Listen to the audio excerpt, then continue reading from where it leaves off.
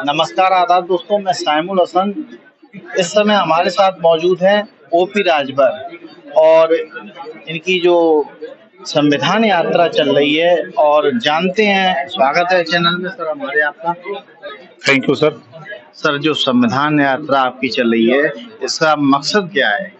देखिए, देश में जातियों की गिनती नहीं है। 1931 में ब्रिटिश गवर्नमेंट थी, तब जातिवार जनगणना हुई। संविधान में व्यवस्था बाबा साहब ने दिया है कि हर 10 साल पे जातिवार जनगणना होनी चाहिए। जो जातियां शिक्षा, स्वास्थ्य, रोजगार, नौकरी में पिछड़ गई हैं, उसको सरकार व्यवस्था दे करके उस ऊंचाई तक पहुंचावे। लेकिन 7 दशक बीत गए, जातिवार जनगणना नहीं हो पा रही है। तो हम जनता को ये इस बात का आगाह कर रहे हैं, सावधान कर रहे हैं कि आपके बीच में कोई नेता आवे तो उससे पूछो कि जातिवार जनगणना क्यों नहीं कराते हो। सत्ता में हो चाहे सत्ता से बाहर हो, जो भी नेता आवे उससे पूछो, देश में एक समान अनिवार्य फ्री शिक्षा लागू क्यों नहीं करते हो। जब प्राइमरी में, सरकारी में और प्राइवेट में पढ़ने वाला बच्चा कोई अप्लाई करता है नौकरी के लिए तो पेपर एक आता है, तो सरकारी वाला फेल हो जाता है, प्राइवेट वाला पास हो जाता है। तो एक समान अनिवार्य और फ्री शिक्षा क्यों नहीं लागू करते हैं। देश में रोजगार परक शिक्षा क्यों नहीं लागू करते हैं। देश में जब अमीरों के कर्जे माफ हो सकते हैं तो गरीबों के घरेलू बिजली का बिल क्यों नहीं माफ हो सकते हैं। आज प्रदेश में बाबा साहब डॉक्टर अम्बेडकर ने समता, स्वतंत्रता, बंधुत्व और न्याय पर आधारित भारतीय संविधान, सारे नेता शपथ लेते हैं संविधान की, और नफरत क्यों बोलते हैं। नफरत का बीज खत्म करके भाईचारा, मिल्लत का संदेश होना चाहिए। सब लोग मिलकर रहें, अमन चैन से रहें, खुशहाल रहें, इस बात की चर्चा क्यों नहीं करते। राजनीति करने के लिए एक दूसरे को दोषारोपण करके, हिंदू मुसलमान, अगड़ा पिछड़ा, ये सब ड्रामा करके नेता अपना सियासत तो ठीक कर ले रहे हैं, लेकिन गरीब, कमजोर, पिछड़े, दलित, वंचित, अल्पसंख्यक, ये इनके जाल में फंस के पिस रहे हैं। अच्छा, वहीं जहां आपने समाजवादी पार्टी से गठबंधन किया था, उसके बाद आपने 2017 में चुनाव जो लड़ा था बीजेपी के साथ, और यहाँ 2022 में समाजवादी पार्टी ने बीजेपी से आपको दूनी सीटें दी थी। तो क्या कारण रहा जो आप अलग हुए उनसे? देखिए, ये अखिलेश जी को अहंकार हो गया था कि हम मुख्यमंत्री बनने जा रहे हैं। हमको उन्होंने 12 सीट दिया तो कहा कि सिंबल प्रत्याशी हमारा होगा, सिंबल आपका होगा, और 12 सीट पर डमी कैंडिडेट देना शुरू किए कि ये जीत के न आने पावे। अगर ये जीत के आ जाएंगे तो फिर यहाँ जिस तरह बीजेपी में मुख्यमंत्री बनाम मंत्री शायद उत्तर प्रदेश में पहली बार देखने को मिला होगा, तो ये लड़ाई शुरू करेगा जो जिस मुद्दे को लेकर लड़ता है।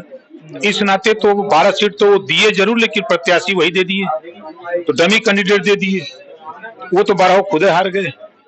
बाकी बची उन सीटों पर लड़ करके 2 सीट जबरी हमने बदल लिया। नए प्रत्याशी ये नहीं, ये होना चाहिए। हालांकि पूर्वांचल में आपकी जो सीटें आई अच्छी आई हैं। देखिए, वो हारे हैं तो अपने घर में हारे हैं।